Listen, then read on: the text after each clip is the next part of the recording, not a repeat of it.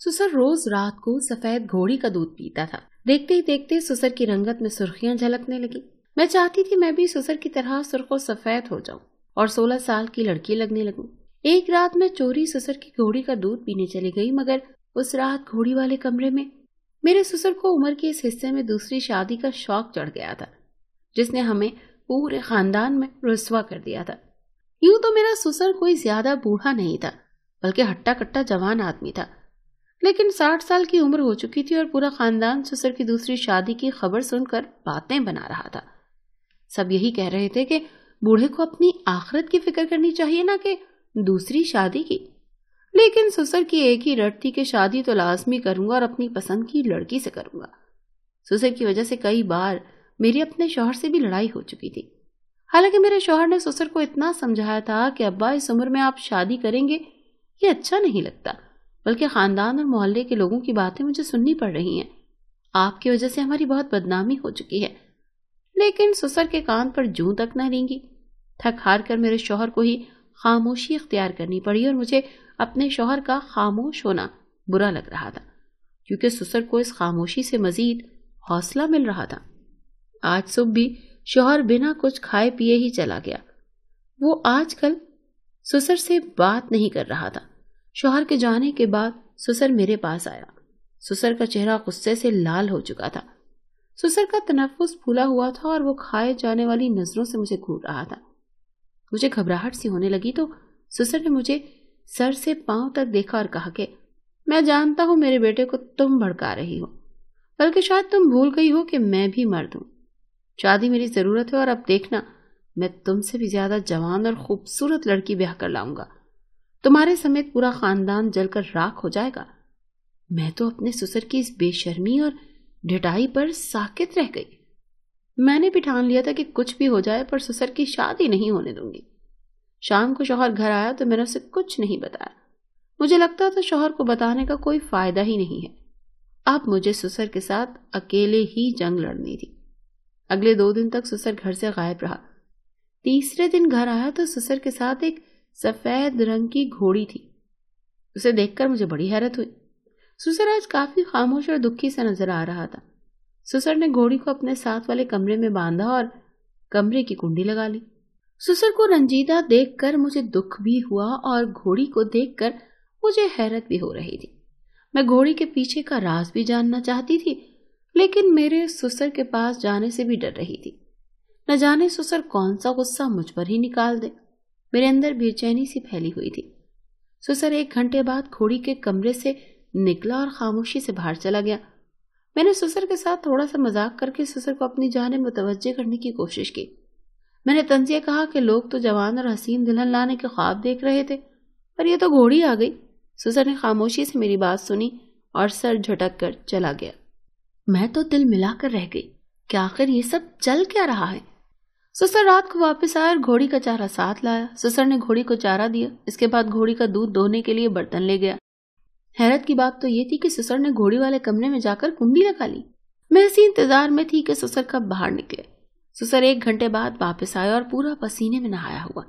سسر بری طرح سے ہانپ رہا تھا، جیسے سسر نے کوئی بڑا ہی جسمانی کام کیا ہو۔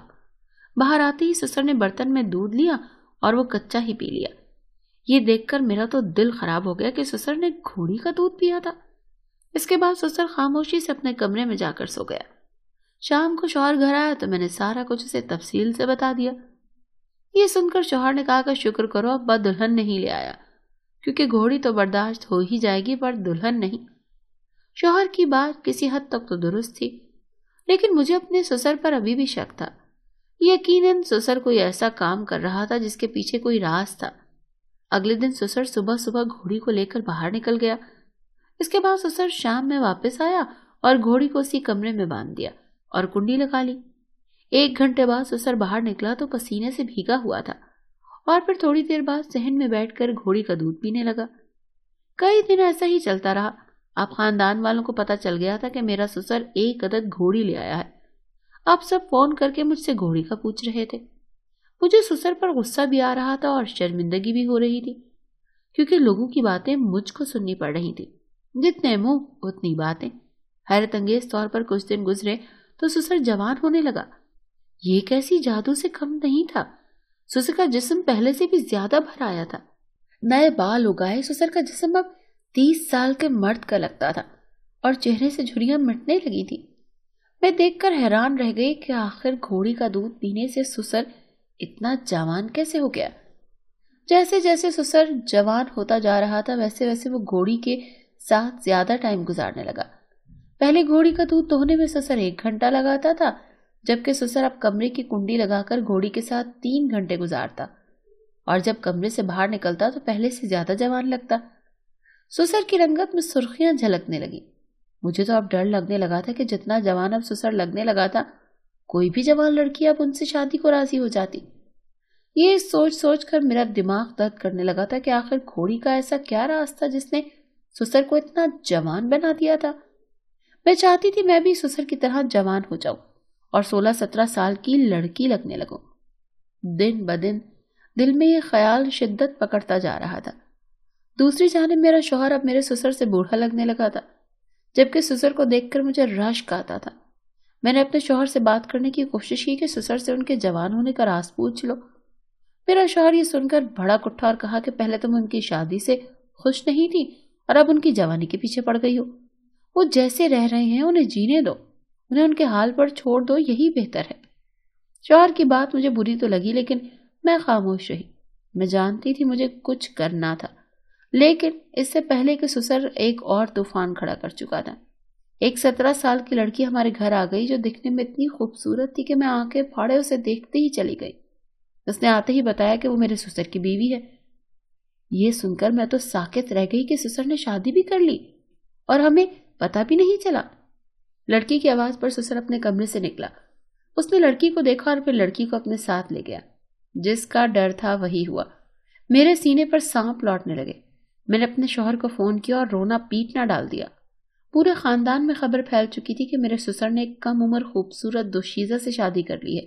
شوہر نے مجھے سمجھانے کی بہت کوشش کی کہ اب جو ہونا تھا وہ ہو گیا، تم تماشا مت لگا، لیکن میں یہ برداشت نہیں کر سکتی تھی۔ میرے چیخنے کی آوازیں سن کر سسر اپنے کمرے سے نکلا اور بولا کہ جس کو میری شادی سے اعتراض ہے وہ اس گھر سے جا سکتا ہے، اور اس کے بعد میں اپنا سب کچھ اپنی گھوڑی کے نام کر دوں گا۔ یہ سن کر میری تو زبان ہی بند ہو گئی۔ سسر نے تو مجھے بولنے کے قابل بھی نہیں چھوڑا۔ مجھے اب سسر کی گھوڑی سے نفرت ہونے لگی تھی۔ سسر کو اپنی نئی نویلی دلہن سے زیادہ اپنی گھوڑی کی فکر تھی۔ جس کمرے میں گھوڑی بندھی تھی اس میں ایک کھڑکی تھی جو اینٹیں لگا کر بند کر دی گئی تھی۔ مجھے یقین تھا سسر گھوڑی کے ساتھ ضرور کچھ ایسا ویسا کرتا ہے جس سے وہ جوان ہو گیا۔ مجھے اب اس کا پتہ لگانا تھا۔ میں نے کھڑکی میں لگی اینٹوں سے ایک اینٹ تھوڑی سی کھسکا دی تاکہ میں اندر جھانک سکوں۔ رات کو جانے کیسے میری آنکھ لگ گئی۔ جب کھلی تو کافی ٹائم ہو چکا تھا۔ میں تیزی سے باہر کی جانب بھاگی۔ جس کمرے میں گھوڑی بندھی تھی وہاں پہنچ کر میں نے اینٹ سائڈ پر کر کے اندر جھانکنے کی کوشش کی تو دیکھا کہ سسر اپنی گھوڑی کے ساتھ لپٹا ہوا تھا اور اسے کہہ رہا تھا کہ تمہاری وجہ سے آج میں اتنا حسین اور جوان ہو گیا ہوں کہ خوبصورت لڑکیاں مجھ سے شادی کرنے کے لیے مر رہی ہیں۔ اگر میں تمہارا دودھ نہ پیتا تو جوان نہ ہوتا۔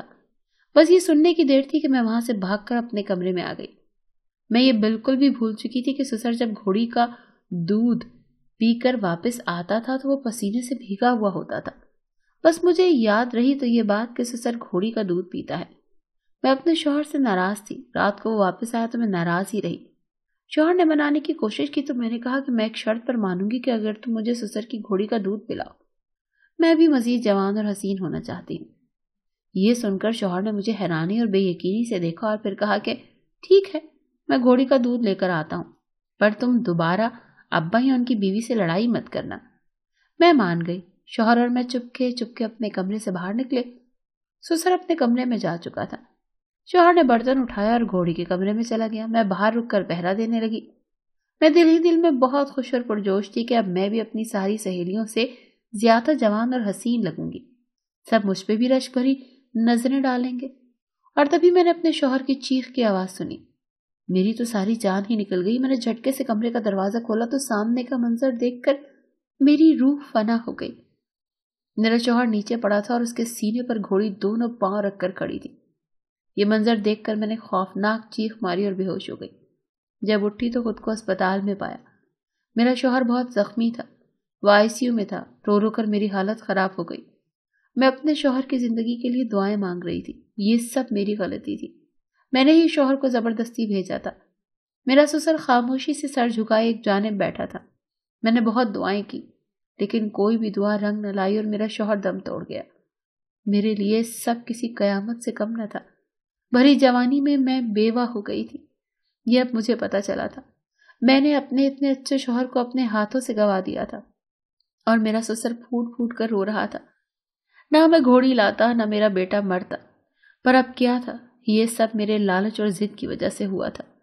شوہر کے گزرنے کے بعد سسر میرے پاس آیا اور کہنے لگا کہ تمہاری ساس کے مرنے کے بعد میں بہت اکیلا ہو گیا تھا، تنہائی مجھے مارنے لگی تھی۔ میں شادی کرنا چاہتا تھا پر کوئی نہ مانا۔ ایک دن مجھے ایک بوڑھی عورت ملی جس کے پاس ایک سفید گھوڑی تھی۔ جانے اس عورت میں ایسا کیا جمال تھا کہ میں اس کا دیوانہ ہو گیا۔ میں اس سے شادی کرنا چاہتا تھا پر اس عورت کو کینسر تھا اور وہ زیادہ دن زندہ نہ رہ سکی۔ مرنے سے پہلے اس نے کہا کہ جب میں مر جاؤں تو تم یہ گھوڑی لے جانا، اس کا دودھ دہنا، اس کا دودھ تمہیں محنت سے حاصل کرنا پڑے گا، اور صرف رات کو دودھ دہنا۔ اگر تمہارے علاوہ کسی نے گھوڑی کا دودھ دوہنے کی کوشش کی تو وہ زندہ نہیں بچے گا۔ اور پھر میں گھوڑی لے آیا، پر میں نہیں جانتا تھا کہ میرا بیٹا مر جائے گا۔ یہ کہہ کر سسر رونے لگا۔ اب میں اسے کیا بتاتی کہ میرا شوہر میری غلطی کی وجہ سے مرا تھا۔ وہ عورت مر چکی تھی جس سے سسر شادی کرنا چاہتا تھا، اور اس نے اپنی گھوڑی سسر کو دے دی تھی، جس کے دودھ نے سسر کی زندگی پلٹ دی۔ اکیلے جینا کیسا تھا یہ اب مجھے سمجھ آیا تھا۔ سسر نے بتایا تھا جو لڑکی سسر کی بیوی بن کر آئی تھی وہ اس کی بیوی نہیں بلکہ اس عورت کی بیٹی جو مر چکی تھی۔ وہ اپنی گھوڑی واپس لینے آئی تھی جسے سسر واپس نہیں دینا چاہتا تھا، پر بیٹے کی وفات کے بعد سسر نے وہ گھوڑی اس لڑکی کو دے دی اور وہ اپنی گھوڑی لے کر چلی گئی۔ اب میں اور سسر اکیلے رہ رہے تھے۔ میں شوہر کو یاد کر کر کے روتی رہتی تھی۔ سسر اب گھوڑی کا دودھ نہیں پیتے تھے، اسی لیے پھر سے بوڑھے ہونے لگے تھے۔ کچھ دن گزرے تو وہ لڑکی پھر سے سفید گھوڑی کے ساتھ واپس آ گئی۔ اس نے آتے ہی کہا کہ میں تمہارے سسر سے محبت کرنے لگی ہوں، وہ بہت شفیق اور اچھے انسان ہیں، کوئی بھی اس کو سمجھ نہیں پایا، میں اس کے ساتھ اپنی زندگی گزارنا چاہتی ہوں۔ یہ سن کر سسر کی آنکھوں میں پانی آ گیا۔ سسر نے آگے بڑھ کر لڑکی کا ہاتھ تھام لیا اور مجھ سے کہا کہ میں ہمیشہ کے لیے جا رہا ہوں، جو میرے بیٹے کا تھا وہ اب سب تمہارا ہے۔ یہ کہہ کر سسر لڑکی اور گھوڑی کو لے کر چلا گیا، جبکہ میں پھوٹ پھوٹ کر روتی۔ میرے غصے اور لالچ نے مجھ سے میرا شوہر چھین لیا تھا۔ میں اکیلی رہ گئی تھی اور اس پہاڑ جیسی زندگی کو اب مجھے تنہا ہی جینا تھا۔ زندگی میں ایک اچھے اور غمگسار ساتھی کی کس قدر ضرورت ہوتی ہے، یہ مجھے اپنے شوہر سے بچھڑنے کے بعد معلوم ہوا تھا۔